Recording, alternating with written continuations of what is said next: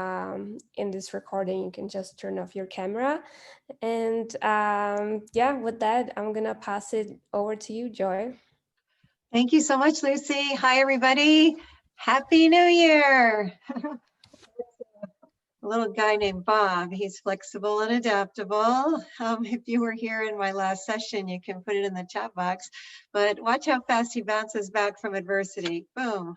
He's very, very flexible, which is really important when it comes to being on a team.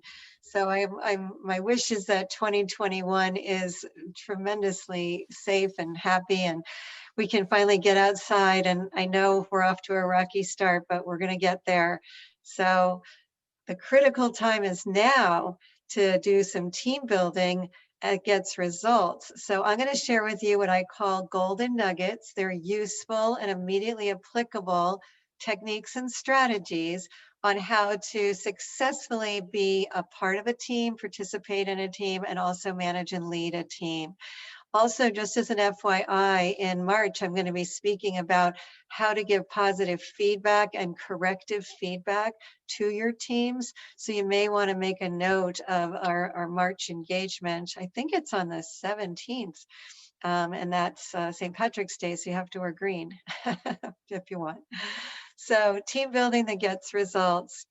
Let's define what a team is before we talk about getting results by working on a team and managing and leading a team. It says that a team, a world-class team, is a highly communicative group of people with different backgrounds, skills, and abilities who blend together and cooperate and share a sense of mission or common purpose, who are working together to achieve clearly identifiable goals. So if any of the words in this definition resonate with you, you don't have to copy the whole definition, although you are welcome to take a picture of any slide that really grabs you. But primarily, it is a sense of mission or common purpose, and we are working towards these goals that we have identified. So keeping that in mind, it also says for the world-class part, it's who consistently strive to honor expectations and who respect and honor and support one another continuously. So a really big part of team is being positive and expecting certain levels or qualities of working and productivity when being together. So let's talk about expectations. It's nice when we think about team to first think about our role in the team. Are you the leader of the team? Are you a participant of the team? We're going to talk about the 14 different roles you can take when on a team in a little while. Let's just start with the expectations. And I always like to start, especially in a new year, with expectations of ourselves. So you may want to think about, what do you expect of yourself when you are on a team? So a self-expectation might be that you want to be understanding of the other people on the team. Maybe you'd want to have some empathy. Perhaps trust might be a factor. So take a moment and write down a few expectations that you have of yourself that you think are really important in order to be a successful team player.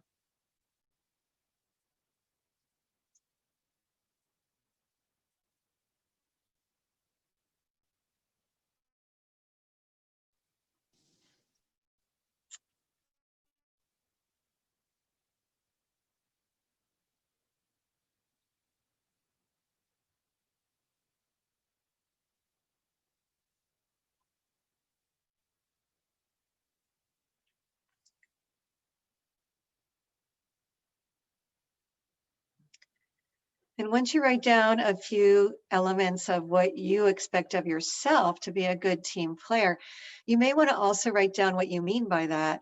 So if you wrote down that you wanted to be someone who was a positive person, well, what does it mean to be a positive person? Does that mean that you're cheerful, you're friendly, you're kind, you try to really build bridges with others? So it's nice when writing expectations to also think a little bit deeper and jot down a few words as to what you mean by what you said.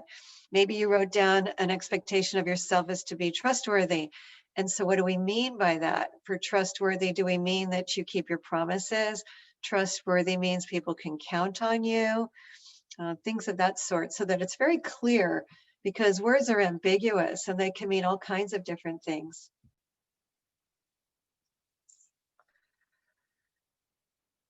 So just take a moment and look at what you wrote and see if you can clarify it a little bit further by writing down what you mean by some of the words and phrases you wrote for some deeper clarification.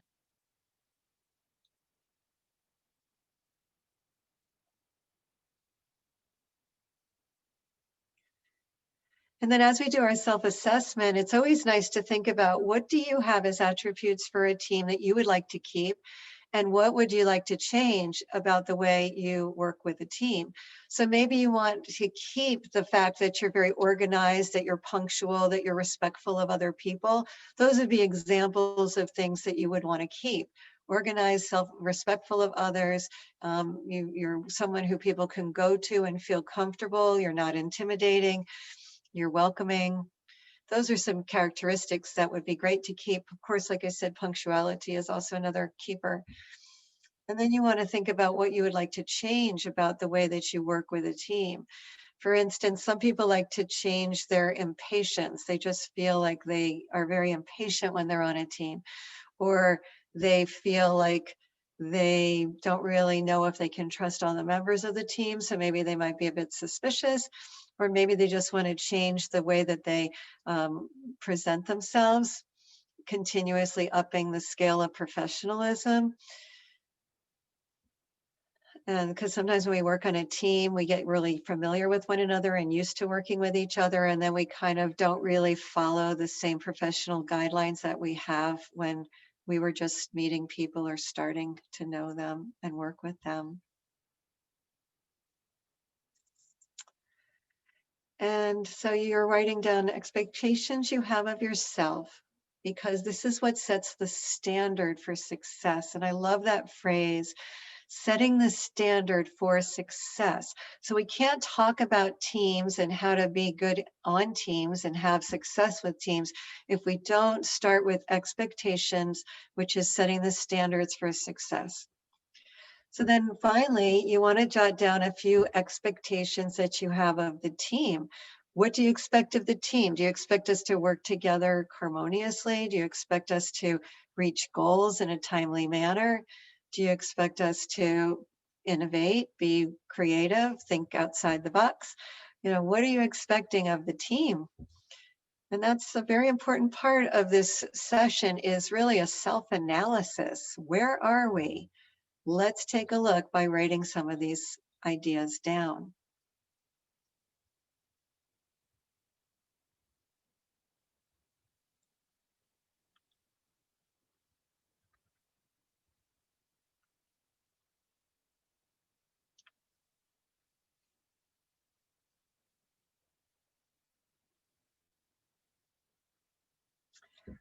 And take just another minute or two to write down, what do you expect of your team? What are your standards?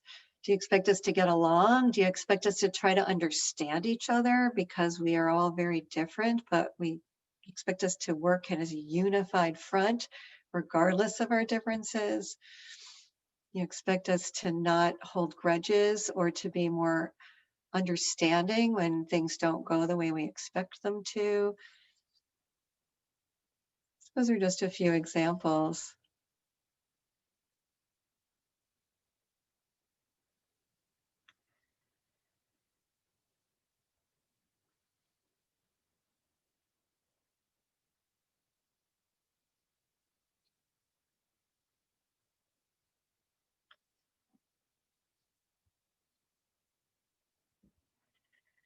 So now it's that we're doing all this self-reflection and you're writing down your thoughts. It's really nice to have some engagement and interaction.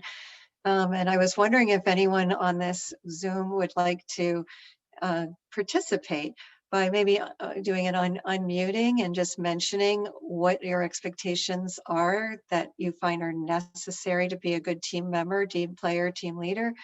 And it can be yourself, or what you want to keep and change, or what you expect of the team. So is there someone who'd like to volunteer to mention what their thoughts are, what they're writing down? If so, you can unmute.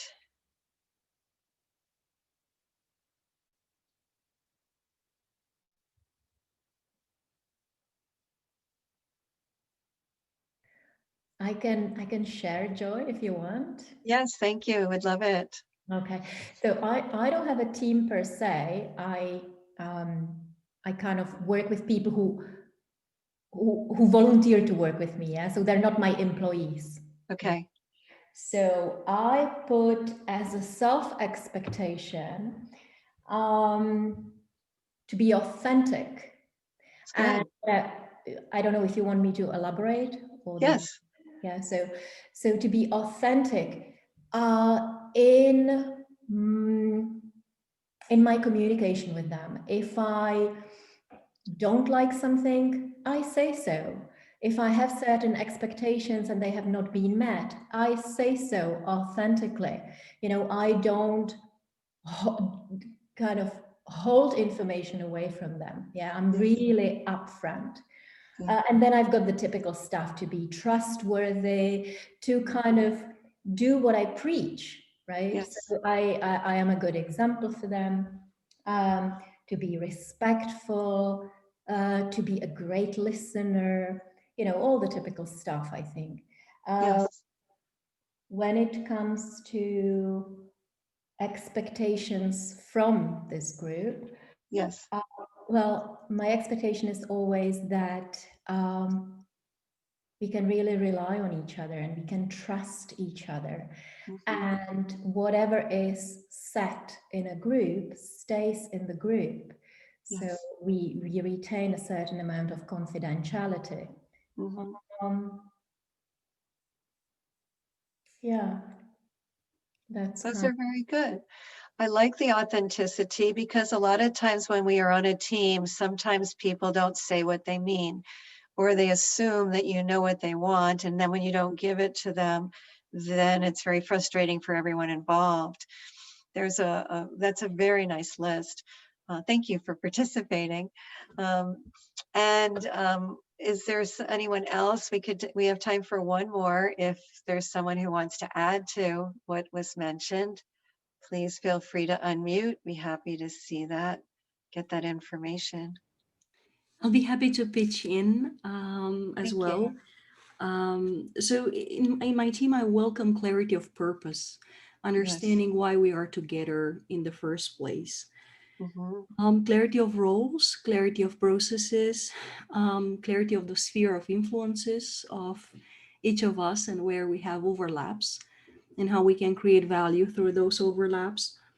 And then besides this, there is a sense of togetherness, a genuine caring about each other. Um, Yes. and caring about each other is good. So I'm here to help you, to serve you, and you serve me, and together we're more than we would be individually. Yes. Yeah, I really like that. And that goes back to our team definition of the communicative group of people with different backgrounds and skills and abilities that kind of blend together. That's very good. Thank you so much. Um, and so when it comes to working as a team, and we start with expectations, I have an expectation that I'd like to add, and that is when you are going to be working with a team, whether you actually lead the team or not, you can share with everyone else on the team that you have an idea.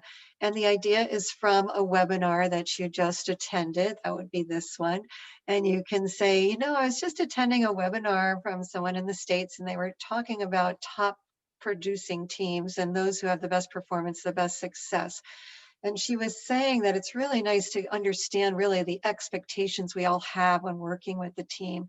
So I was wondering if we could just have a quick dialogue about this, and we can share what we think and write it down. And then we can make this an evolving list just so that we're solidified as a team. So whether you actually are the leader of the team or not, it is nice to have an idea to find out what others are expecting on the project or working together, because that way we have more unisons. There's also something when it comes to the self-assessment of expectations. One word, and the word is should. And it's really important to be careful when working on the team to know how dangerous that word is. And what I mean by the word should is they should know better. They should do this. I shouldn't have to tell them that they need to email me at the end of the day and let me know where they are. the word should, as you hear the way that I'm presenting it, it can be a very hostile word. It can make people not want to work on a team. And so you can translate that into your own languages, but should is a very dangerous word. I know because I managed a team of 5 people when I was starting out in management. And the goal was really to come to work, and it was a sales team. And they were supposed to, be at work at 9, and they worked till about 6 p.m. It was a pretty decent day, pretty long day. And I just started noticing over time that they became friendly with each other, which I like camaraderie on a team. And then I noticed that they would all come in at 9 in the morning, but they would end up in the kitchen preparing bagels or a bowl, pouring a bowl of cereal or something. And the next thing I know, they're not starting work at 9 anymore. They're starting work a little after 9 when they've had time to read the paper and chit chat with each other. And they started to make an assumption that if they were at the office at 9 o'clock, that counted. And that was part of this good teamwork. And I did not agree with that thinking. So I would say to myself, they should know better. I shouldn't have to tell them. Don't they know this is a place of business? And it's very easy to get angry and frustrated when you're a part of a team, whether you're leading it or not. And it's harder when you're not leading it because you don't even have any major control over, I'm not the boss of you, kind of thing. And so it's really important to understand just that one word, should or shouldn't, because what that does is it creates animosity. It makes the team start to dissipate, and feelings can start to feel terrible. So in addition to the expectations that you've set for yourself and the team and the ones you want to keep and you want to change, I always like to alert people that whenever the mindset starts to get to that word should or shouldn't, it should trigger you to immediately have what I call an expectation conversation. And an expectation conversation has everything to do with what we're expecting of each other on the team. And you can do this with coworkers, and you can do it with each other as well as people who work for you if you start with nice words. And for example, you could say, I noticed that you don't seem as enthusiastic as you were when we started this project. And I'm wondering what's happening. How can I help increase that enthusiasm? You see, that's a nice way of saying, hey, what's wrong with you? You're not pulling your weight. You should know better. We have a deadline. How do you think we're going to get this done? Like, these are all the things that go through your mind. But instead, you see, if you say, I noticed, people like to be noticed. And when you notice them, it makes them feel good about being noticed. That's at Maslow's hierarchy of needs in psychology. Our number one need as human being is to belong. So whether you're giving them feedback that is positive or feedback that is something you'd like them to change or correct, if you start with a nice phrase like noticed, it changes the dynamic. And then you're not being quite the boss of someone that you don't even manage. You're being a friendly, conscientious team player who's helping to make someone step up without usurping the role of the leader. You see how that works? So in the chat box, you can just type, I like that, or you can say, oh, that's a nice way of saying it. What I call it is the velvet hammer. The velvet hammer is soft, nice words that pack a punch and get results like a hammer. So it's the velvet hammer concept. And if you have any velvet hammer words that you use, you can also put those in the chat box. Just nice ways that you tell somebody that they need to step up or do it differently. And so again, the trigger word is should or shouldn't. And they shouldn't be slacking off. They should be more enthusiastic about this. They shouldn't let that person bother them. Well, there's no action to should. And I'll give you one last example of should. I was in an anger management seminar, if you can imagine. I don't really have an anger management issue. It's not like I'm a major recovery person of anger, but I didn't understand why people got so angry. And as a professional coach and personal, trainer, I wanted to understand. So I knew I was going to be late for this seminar only because I had another meeting that morning, but it was a full day seminar and I was only going to be 30 minutes late and I paid for it. So I thought, okay, you know what, I'll get my money's worth and I'll be very quiet. I won't disrupt anybody. So I went to the seminar. It was at a hotel. There were 300 people packed into this ballroom. And I just snuck in the back door and I went to get my seat. I was starting to look for a seat because it was a little very crowded. And the instructor at the front of the room, he points to me and says, "You're late." Can you imagine? 300 heads turn around to look at the late person. I thought, is this a how to make people angry seminar? I was like, I'm embarrassed beyond embarrassment. And I didn't know what to say. So all I said was, yes, I am, because I didn't know what to say. And I just tried to find a seat. And then he said to all 300 participants, audience, should she be late? Can you imagine? And they all said, no. They kind of threw me under the bus, you know? And so then, he then said, yes, she should be late. And they all were like, what? And he said, she should be late because she is. And then I thought, I don't want to stay here anymore. This guy was being very strange, in my opinion. But then I thought more of what he was saying. And he was saying, I should be late because I am late. There was no judgment. It was a fact. And so again, I'm giving you an example of how dangerous the word should is. 300 people were judging me and shaking their heads and whispering to each other that they were probably glad they weren't me as his example. But in the long run, there was nothing positive about the should experience. So I want you to be very sensitive to the word should when it comes to working on a team, because it's one of the fastest words we think of. When anything goes wrong, we immediately think it and then we say it. You should have called him. You didn't call him. Why didn't you call him? You knew you should have called him. Well, where does that get us? Nowhere. You know what it is? It causes the blame game. And we don't want the blame game on a team. Nobody needs to be blamed or accused or ridiculed for working together, because that's not how it works well. So here are the 4 C's of team building. And there's probably a lot more that start with the letter C. So if you have any more that aren't on this list, definitely put it in the chat box for us all to see. But just to divide and conquer, as in the research that I've done, these are the most common. And then I added a bonus because I thought that was missing. So number 1 is communication, and that means that we're actually connecting with each other. When we communicate with each other, we have to be very careful and cognizant of the words that we choose when we communicate, because we can say things and have a certain tone or manner that is not well received. Or in our communication efforts, we may not listen.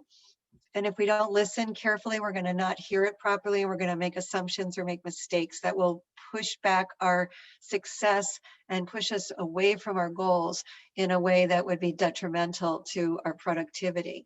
So whenever you're in a team, you may want to be a little bit more cognizant of how am I communicating? What am I bringing to this meeting? Why am I an integral part of this team? So communication is about asking questions. It's about giving information clearly. It's whether it's verbal, or it could be on Zoom, or it could be even in a written form, an email, or in a report. Knowing that even where you do your Zoom calls is a form of communication.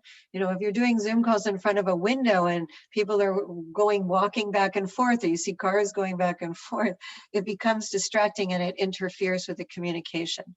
So basically, a communication is really when someone sends a message and then someone receives the message and then confirms that back. So when you are communicating, you not only want to say what you need to have done and agree upon that, but you also want to have it come back. It's sort of like throwing a ball to someone and then they catch it. That's half the communication. And then when they throw the ball back to you, that's what we call a full loop of communication. So just being cognizant of communication, because we take it for granted and just think because we say something that it's going to be interpreted exactly how we wanted it to be. And that's not necessarily so. So connecting with people in a way that there's understanding and agreement. Number 2 is cooperation. Usually involves a good deal of patience. Cooperation is when we get along. It's when we understand people that are very different than us, and we see the good in people, and we all strive towards reaching an agreed upon goal. Cooperation is also being kind. I find that we're not kind to ourselves and we're not kind to others when we're under deadline and things have to get done. We tend to become a person that that isn't even us. So it really is important to take a step back and ask yourself, am I communicating clearly? Am I cooperative in working with others? If you're stubborn, you're not cooperative. If you're impatient, if you're in a rush, if you're a little bit too critical or discerning, then those are things that interfere with being a cooperative team player or leader. Number 3 is contribution. What are you contributing to the team? And this is like a litmus test. If you ask yourself, on a scale of 1 to 10, what do I contribute to a team and how valuable is that contribution? That's something that is a really nice check to take of yourself. If nothing else, if you're a very helpful person, you're going to feel really good about yourself. And we are always so hard on ourselves, aren't we? So it's just nice to feel good about ourselves and remind ourselves what we contribute without being a martyr, because sometimes you can contribute too much and then you can be resentful, right? So yes, you can. So you want to be cognizant that being helpful doesn't mean to do everything for everybody. You know, I know that there's some people on teams who contribute and some people who don't. Also, there's some people on a team who hold back. Do you ever work with people like that? They don't do what they need to do right away. And then you just start to do it because they're not doing it. And it's frustrating. And so you just say, you know what the heck, I'll just do it myself. And you're not letting them contribute when you do that. So if this type of thing happens, you're going to start hearing the should word again. They're not contributing. They're not stepping up. They're not, being a a good team player. And you have to remember that expression I shared with you that I never want you to forget. You need to have an expectation conversation. And you can just say something nice, velvet hammer soft, like, can I talk to you a minute? I thought you were going to contact Jody and then I was going to talk to Stefan and we were going to do it before tomorrow. Is that what we were planning on? And so you have that expectation conversation and then they're like, yeah, I'm going to call him at 5, I'm going to call at 7 tonight. They don't always do things the way you want them to do them. But if you have the expectation conversation, at least you know what their mindset is and their thought process is. And then this makes you more cooperative with them instead of frustrated with them. And it also goes back to communication because you just communicated clearly, correct? So you want to do a little test on yourself as to how am I communicating on a team? How can I do it better? How am I as far as cooperating with the team members and can I do that better and how so? And number 3, am I making some significant contributions to the team, not over contributing, not under contributing, but doing a healthy is the key word, healthy form of contribution. And then number 4 is the commitment. Are people committed to this project or not? Why are they even on this team? Are they on it for a paycheck? Are they on it for recognition, but they don't really want to do the work? Or are they wanting to actually make a concerted effort to get this accomplished, to do something that makes sense, that reaches an end game or an end goal? So we've talked about all 4 of these. Now I added the bonus one because I was talking to some top leaders throughout the United States as well as throughout the globe. And what I found them saying was that they wanted to have more fun. They just weren't having fun. And a really important part of the team and team building is the team morale, the mood, the maintenance of a positive team experience. So in order to get that, you have to have some form of celebration, which means you actually enjoy working together, that you look forward to getting onto this project. And if you don't, it's a lot of the time because we're not celebrating the small successes. And when we don't celebrate small successes, then we start to find that people just do the job and get it done. There's less creativity when you don't enjoy what you're doing. There's less freedom to, have fun because we're just getting the job done. And I have had so many of my clients say, we just don't have enough fun here. We do it, we get it done, on to the next, we accomplish a lot, but it would be really nice if we could have a little bit more fun in our workday. So celebration is celebrating success. And you can do that in a lot of different ways. You can email someone a positive expression. You can thank them for their good work. You can tell them what a great job they do. Some kind of positive feedback is a celebration. I know it's harder to celebrate when we are here isolated, but I do know that when I text someone the word congratulations, exclamation point, I usually see confetti come down. Do you find that happens where you are? Or when you say, Happy New Year in a text, fireworks come out. And so you can also send emojis and, professional, of course. You can send cartoons. I find that when people laugh, they're happier, and it's an example of their team success.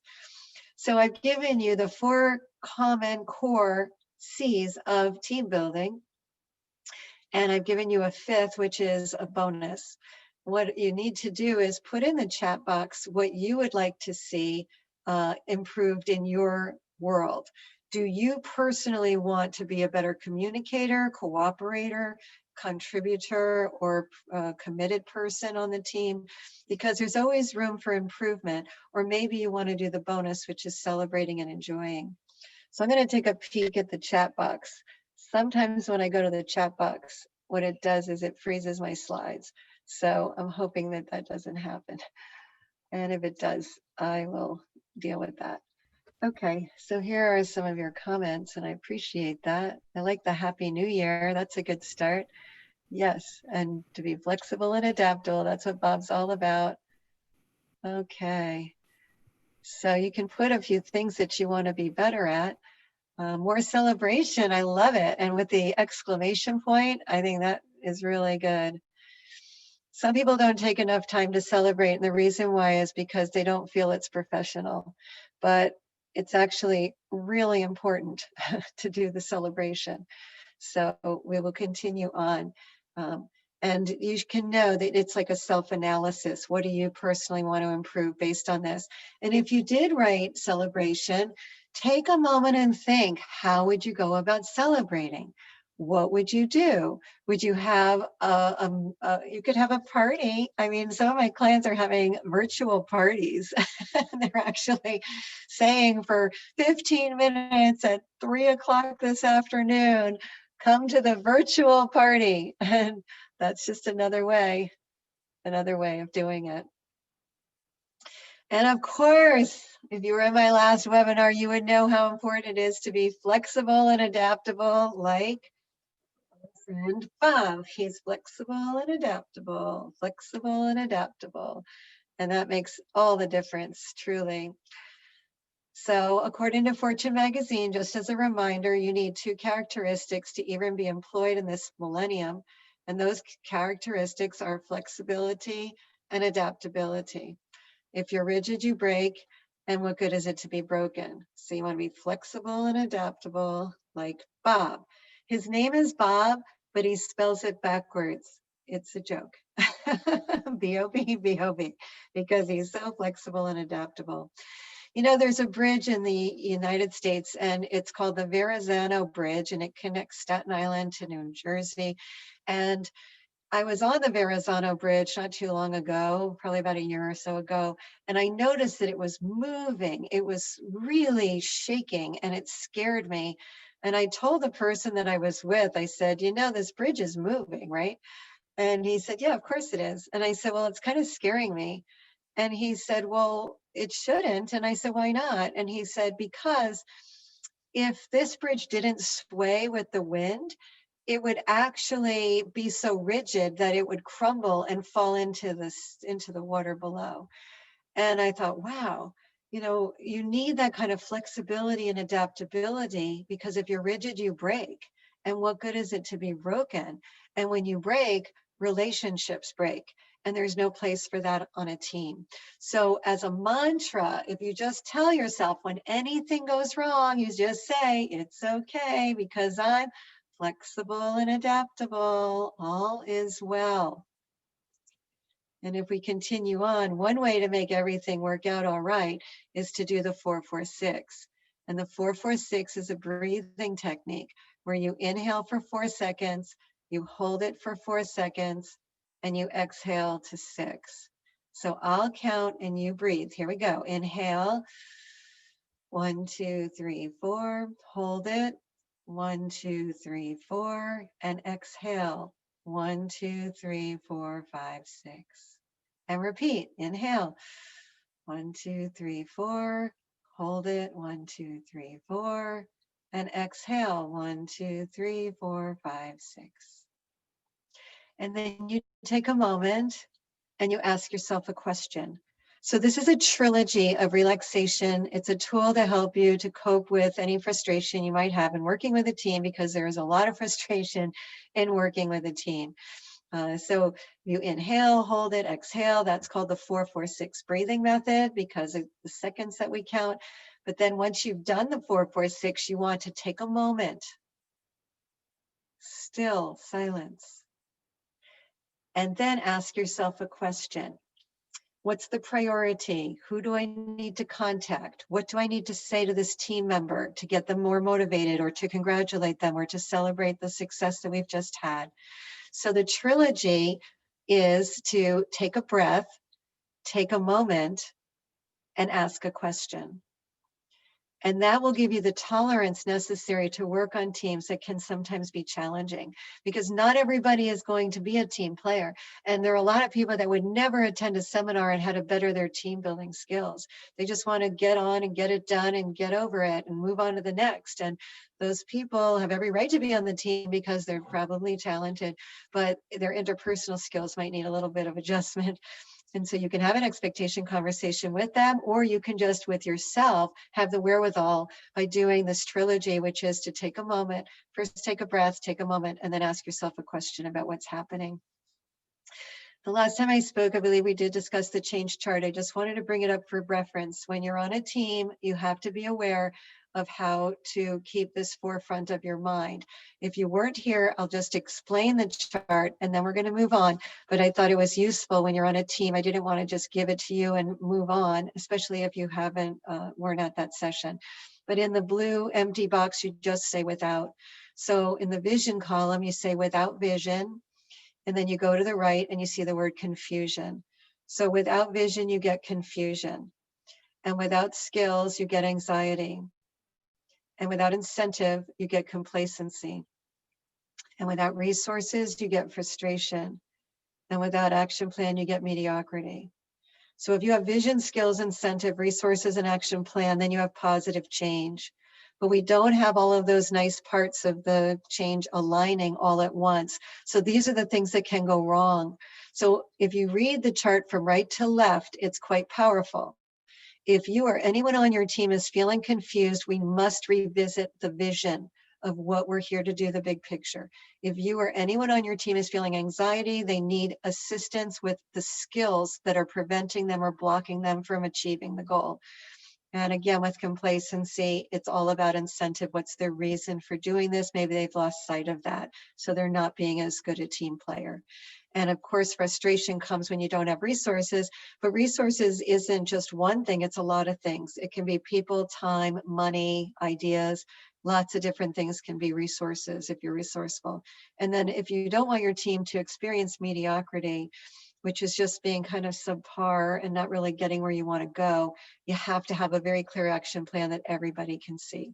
So keep this change chart in mind when you work on a team, because if you look to the right and notice that you or anyone on your team is experiencing any of these feelings of confusion, anxiety, complacency, frustration, and mediocrity, that something has got to change in order for you to reach your goals. And so that's what this change chart is to signify. It's those minor changes that give you the major impact. Very small changes. Don't let them go and grow into huge things that need to be changed. Start the minute you start to notice someone's enthusiasm is waning. Maybe they're becoming complacent because they're not in touch with the reason or the value or the important incentive of doing this project. So that's the change chart. If you like the change chart, you can put that in the chat box as well. A lot of people find it helps them keep on track on teams. And as promised, in addition to the 4 C's of team, I'm going to finish up with the categories of different roles that you can take when you are on a team. So there are 14 different roles that are prevalent when on a team. And these 14 different roles come in 3 categories. So there are the role you can take or your team members can take as solution seekers, the role you and others can take as helpers, and the role you and others can take as blockers. So let's explore each one. The solution seeking role is where you can do one of 7 things. And think about this. Is this who you are when you are on a team? Do you know people who do these things who are on a team? Because you need these different roles to make a team function to its best of its ability. So number 1 is new ideas. And that means that you suggest creative ideas, or you just suggest ideas that aren't even creative, but that you're contributing with ideas. So a lot of people don't come to meetings or join teams with ideas. They pretty much want to know what needs to be accomplished, and then they start to do it. So it's good to be an idea person. And that's a person who seeks solutions by formulating ideas. Number 2 is the information giver. And those are people who provide facts to make a more successful outcome on the team. If any facts are missing, they provide that by doing the research or enlightening people on what the facts are. Number 3 of the solution seeker roles is information seeker. Do you ask for facts? Do you ask people to give you proof as to what they have in order to move forward with different projects? Number 4 is opinion giver. Opinion giver, is someone who does personal opinions like I think, I feel, I believe. Now you can say you think and feel and believe. You can say what you think and give your opinion. You can give it whether it's asked or not. But you have to be aware that this is an opinion. And it might not necessarily be based on fact, it's based on a gut feel. Because where people fall into traps when they're on a team is when they think they're giving information, which is facts, but they're actually giving opinions, which are personal beliefs. And this is what sometimes causes animosity on a team. But you can still say how you feel, because sometimes a gut feel or a gut reaction or an intuition can change the course of the team in a very positive way. Number 5 is opinion seeker. It's usually nice to ask people's point of view before you give yours, because then you can realize whether or not you're in sync. And it also helps to eliminate any negativity or judgmental obstacles that can happen on a team. So I always like to seek before I give. Just to find out where people are coming from, and then I know how to position how I want to speak about a certain part of a project. Number 6, you could be a negotiator. I love this. A negotiator is going after the win-win solution seeker. It's really trying to find out how we can get agreement. So in order to get agreement, you have to clarify the positions that we all have. And then you can get agreement by saying, okay, so we've all agreed then that we're going to work on this part of the project for the next 2 weeks on the timeline. And then we'll give each other a touch base in about 10 days. And we'll have it completed by this date. Is that what we're all agreeing to? So that's how your role would be on the team. It would be a negotiator, someone who's clarifying positions, gets agreement, seeking win-win solutions. Or on the team, you can be an action taker. An action taker is someone who asks, like, who's going to do what and when and where and how. And, they ask these who, what, where, when, how, why questions, because that'll get us to be more compelling in the way we take action. So as I give you the first category of the 3 categories, solution seeker role is the first category, and then we have the helper role and the blocker role. You want to ask yourself, are you any of these roles? Do you take these roles as a team player? And also, You want to start thinking, is there a role that you would like to take that you don't? Maybe you want to write down the word negotiator because you haven't been doing that as much. Or maybe you want to write down opinion seeker because you want to see where people are coming from before you start to really impose what you want to do and what you're thinking, so you can see about getting some kind of consensus. New ideas, let's get creative. It's a lot of more fun when you're creative. So these are 7 of the 14 roles. If you'd like, in the chat box, you can put the role that you take or the role that you want to take by just writing down take : which is you take the new idea person, and want to take could be the opinion seeker, for instance. So those are some of the roles, but then there's more. There's 4 more roles here, which is the helper roles. People who help on a team, they help because they're a coach, which means they're encouraging. They're an encourager and very upbeat. We can do it. Let's go. A goalie, number 9, is objective and focused. So they would be like, okay, well, when are we going to, really get this accomplished? And let's make sure we're cognizant of time frames. A goalie is all about the time frames and staying objective focused, like what are we accomplishing here? And then number 10 is the harmonizer. Are you someone who cooperates and facilitates, where you try to get people to cooperate and smooth over the rough edges of the team? And then there's number 11, which is the handy helper. Does you do positive things, cheerfully. You create the agenda and you send the files and you're helping everybody to be on the same page. So those are some helper roles. So just to make clear, you've got solution seeking roles, new ideas, information giver, information seeker, opinion seeker, negotiator, and action taker. But the helper roles are more encourager and keeping on track and helping with that, as well as good relationships. And also, sorry, that's my warning time, the handy helper does positive things cheerfully. The last roles, this is where it gets precarious on a team, and maybe you understand this from being on teams in your business careers and in life, but there are the blocker roles. And number 12, if you've ever experienced a blocker, this is what they're like. A blocker is someone who is disagreeable, closed-minded, and a dominator. They reject and attack suggestions from others, and they don't even want to hear it. Do you know anybody like that? You can put yes if you'd like in the chat box. There's also another blocker role, which is called the downer.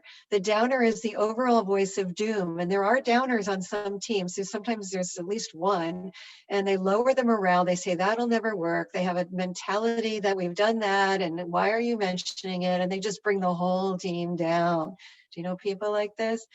And then we have the quitter. The quitter just refuses to participate. They question, why would we bother to do anything? And they get bored and sullen and sulky, and they kind of just slink away. They don't want to be involved at all.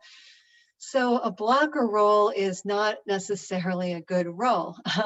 It's one thing to be a devil's advocate, and that would be someone who questions things, but that would be back to someone who would be an opinion seeker or an information seeker. They would start to question why we're doing something. But these are more negative roles. So if you know somebody who is a blocker, a downer, or a quitter, some people ask, well, how do you deal with that? Well, the way you deal with that is that you go back to the helper and the solution-seeking roles. Because if someone is being a blocker, if you ask them questions, then there's no place for them to hide. And they have to give you certain answers and justify why they're blocking. If you just block a blocker with a blocking comment, like they say that'll never work, and then you say you're always so negative, then, or why are you always so negative? Then you just get into a disagreement and you don't get anything done. It becomes a stalemate. And so just know that if you have to deal with any of these blocker roles in your life, the blocker, downer, or the quitter, the best way you can handle that as a team member or team leader is you have to go to a different role. And you have the power to change your roles. So you can go to the solution seeker roles by giving, hey, why don't we do this, that? Or I realize that that's frustrating to you, and in the past it's never worked. So how can we make it work? See, these are some examples of solution seekers. Or you can say, we can do it. Let's just give it a shot. That's more the coach, goalie, helper role. Let's just try it for a few days. See, that's more the goalie, objective focused, getting the time there. Or, well, if we all just pitch in, we'll see what happens. There's your harmonizer. Or you just do positive things to keep us going. So these are all the different roles you can take. I mentioned 14, and just know that people are persuaded most by their own words. So start to listen for the words that they say when they're talking, and then that way you can also, connect with them and build a bridge. So as we finish up, really there are no problems in life if we just become solution focused. My father used to say there are really only situations that have an abundance of possible solutions. So there are no problems in life or in work. There are merely situations, and each situation can have an abundance of solutions if you are an idea seeker, info seeker. So in order to be master class in whatever you do need to follow the expectations that you've set for yourself. You want to add more expectations as you grow in your careers, and be very careful of the word should or shouldn't, because those words are very detrimental to your success and the success of the team. And if all else fails, keep breathing. Inhale, hold it, exhale. Remember Bob? He'll be very proud of you if you stay flexible and adaptable. And be kind to yourself. We're hardest on ourselves. Be kind to others on the team, and realize that if you have compassion for those on your team, even if you feel they're being difficult and they might not even act like they deserve it, you still want to be kind and compassionate.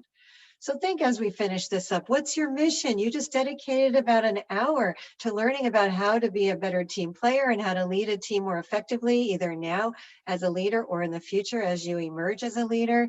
So you want to think, what's my mission out of all of this? Do I want to change the role that I take on a team? Do I want to be better at communicating or cooperating or contributing or commitment to the team or celebration? What's your mission? And that's really coming down to what's the one thing? What's the one thing you can do to further your success as a team member or a team leader? Write it down, star it in your notes, and there may be more than one thing, but one thing is nice. It's to divide and conquer. And don't forget to enjoy the journey. And then you can hang with the lions in the jungle and do your very best, as long as you're always flexible and adaptable, like Bob, our friend Bob. So now we can open it up to question and answer. And I say yes to your success on the team. You can use the techniques, and please let's stay connected. Keep me posted on your progress. This is all my information. I'm on LinkedIn and Facebook, and you've got my email here, my website, my cell phone with your area code. I'm on WhatsApp. Let's stay connected because we're all in this together. So I'll open it up for question and answer. And I was wondering if you want to unmute, you can ask the question, or maybe Lucy, you can read me some of the questions because I took off the chat box for my slides. Yeah, we don't have any new questions, but yeah, I hear someone just unmuted themselves, so go ahead. Okay, I'm ready. I would love to ask you, Joy, about your opinion on the conflict. It's a mega C in teams, and so how do you see the role of conflict in really building a genuine, long-term, sustainable team? Thank you for asking that question, and it's a very important one.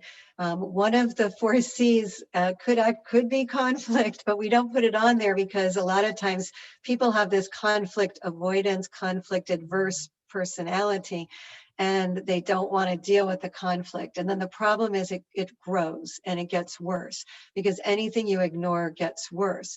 And so I like for conflict to detect it so you can deflect it. First, you have to be listening for it and catch it as early as possible. Because if you don't catch it early, it grows and it causes terrible things to happen, like people to quit and go to HR and get into arguments and need mediation, when it could have just been solved so much sooner than that. So with conflict, I'm all about expectations, because if we know what we expect of each other, then the conflict doesn't have as much opportunity to come about. But if we don't know what we expect, like if we expect to be aware if you are noticing conflict occurring, and to also know that you can use the velvet hammer, which is soft words that pack a punch. So when conflict arises and someone says something that you didn't do this and this isn't the way we want it, and they might be very verbose about it, you can gently take them aside at a time when no one's around and say, I noticed you were really upset about what was happening, and it sounds like you're having some conflict with some of your coworkers, and I'm wondering what's the root of that? What's happening and how can we solve it? Now notice that I'm taking one of the 14 roles that we just went over when I say this, right? I'm asking a question, I'm seeking information, I'm trying to resolve it. So I would use a lot of what I just went over in this webinar. Read back through your notes. Expectation conversation is one. Two is to detect it so that you can deflect it. So notice when it just starts, because it's so much better to deal with, and don't ignore any potential conflict in any situation, because it will grow and get worse, and the outcome will be really typically terrible. Does any of that help? Perfect. Thank you very much. Oh, thank you. See, I love that positive reinforcement. And so please be aware, you're just learning it now perhaps, but these roles were created by my family that has been in the learning and education business for over 50 years, my parents prior to me. So they did all the research to come up with those roles, and I will backtrack to them in case you want to, take a picture of them or be aware. But these are the blockers that cause the conflict, which is very true. Blocker, downers, quitters is usually where the conflict comes, but sometimes it's a miscommunication. And the helper roles are those who are encouraging and objective focused and harmonize and facilitate that and want to help out and give their best. And then the solution seeker roles, as you saw in my example or heard in my example, I was seeking information. I was also giving an opinion that I noticed that you're upset or you're not getting along. That's an opinion. And then I can base it on fact by how curt the tone of the voice is, or how they repel or don't want to be near each other in the same room. You can feel the tension. Then those would be more kind of a combination of your perception of the facts. And I guess our time is now. If there is any other question, you can feel free to ask it and unmute. I know that some of you are on a tight time schedule and you have a 1 o'clock Zoom call or webinar, and you can feel free to log off. But I will entertain any other questions you have, and you have my information. So if you want to go offline, just email me, joy@joybaldridge.com. Get me on LinkedIn. Someone hacked my Facebook, so I think it's best to be on LinkedIn. So that is down for a little while until I resolve that later today. 3 a.m. is when I guess they just said, let's hack Joy's Facebook. So I would go to LinkedIn or call or email anytime. And again, Lucy, thank you so much for all the work that you did to make this happen and really launch this. And I'll see you in March. Please come to that webinar. That one's on actually delivering, it's delivering feedback in a nicer way, difficult conversations made easy. So if you really want to learn more about conflict management, come to the webinar in March. I believe it's March 17th. Yep, that one is actually part of our leadership program. So in case any of you are interested, you can join the program. We are open to new applications. The deadline is the beginning of February, so feel free to check out. And yes, as Joy said, one of the discussion session will be led by her. So yeah, thanks again, Joy, for this session. I'm really glad you did this for the community. And yeah, if any of you have any questions, want to continue this conversation, please get in touch with Joy. Hey, I got 3 LinkedIn invitations already. You are women of action. Also, I do paid and free webinars for companies, and I do coaching one-on-one. So if any of your organizations, if you're in human resources or you know anyone who has a department who needs good training, please email me and I'd be happy to discuss some webinars I do. Some are free for nonprofit and some are for whatever, is in the budget for corporate business. Thanks again. I really enjoyed being here. Thank you, Joy. Thanks, everyone. Have a great night. Bye. You too. Bye-bye. Thank you.